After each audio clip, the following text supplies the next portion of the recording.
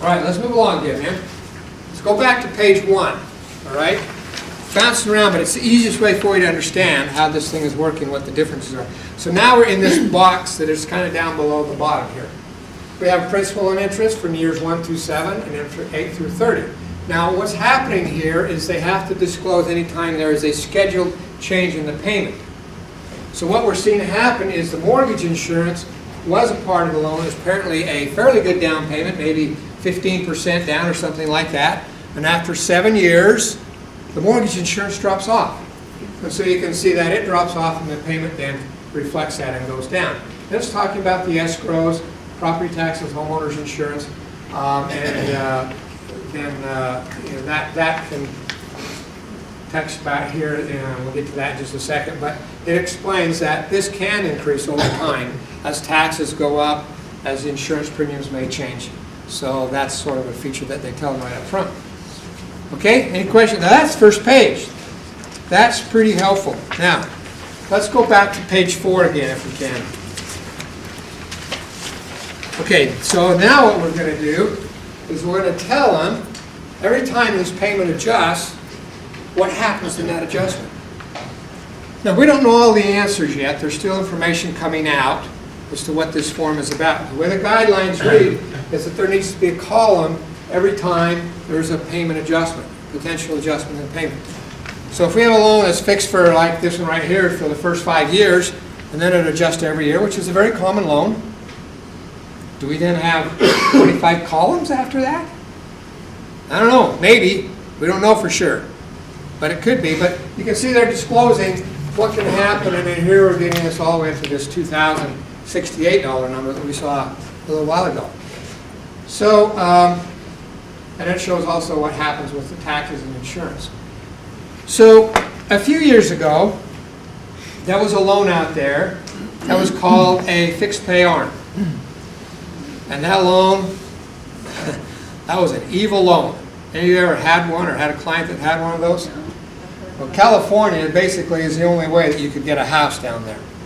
I have a really close friend, a neighbor of mine, that had one of those loans. And he called me up one day and he said, Larry, you know, I've got this loan on my house. I've had it for about 3 years. And I looked at my statement for the first time. And I swear my principal balance is going up. Because I started here, and it's now up to here, and how can that possibly be? And in my mind I'm going, uh-oh, this isn't going to be a happy conversation. This looks really nasty. So I said, hey, listen, will you do this for me? Will you gather all your closing papers together? Let me come over tomorrow night, and I'll sit down with you and your wife, and we'll go through it, and I'll show you what you had. And I knew exactly what he had. So when I got through all the closing papers, sure enough, he had one of those loans. So this fixed pay ARM started out with a super good interest rate. It's like 1.5%. And then it went up from there. Anybody know how long that interest rate was fixed for? Anyone want to guess? 3 months. 3 months? That's close, but you're still high. 30 days. 30 days is right. 30 days. It was only fixed for the first month. And that's the way most of them were.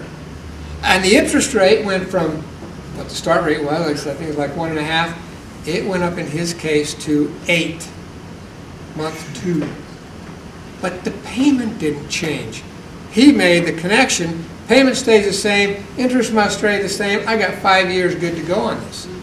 Well, if you had this kind of disclosure in there, you would know that that's not what he had. So as we looked at it, his principal, in fact, had gone up. It was a reasonably good sized loan, about $300,000. It was up about $15,000 from where he originally started. 2 major other problems with that. When he started in with that, there was a clause in there that said if that principal balance reaches a certain percentage above the original balance, then there was a reset of the payment, so it didn't get too far underwater. The reset we calculated was out about 10, 11 months, so just a little less than a year. The reset would have changed his payment from about $1,700 a month to $4,800 a month. He had no idea. No idea. So he says, well, gosh, I got to get out of this loan. I said, well, That's a really good idea, but there's another paragraph here you need to see. Thanks, Mike. He had a prepayment penalty in there. For how many years? 5. Oh. The first 5 years. Which is, he wants for 5. So he was stuck. He was totally stuck. The prepayment penalty in that loan amounted to $14,000. So he had a $15,000 increase in his principal, a $14,000 prepayment penalty. We calculated it out. It was still better for him to get out of that loan now and not continue with the way it was going, which we did. But that can never happen. Or at least it could, but it will never be something that's swept under the carpet. Now this guy's a smart guy. He owns his own business, and his wife is a senior officer for one of the big health insurance companies. So these aren't dumb people that just fell off the turnip truck, you know. I mean, they know what's going on. So your people will get a really good description of what's happening, fixed rate or adjustable rate. How do you think your people are going to respond to that? Love it. That's a good thing, isn't it? That's a really good thing for them.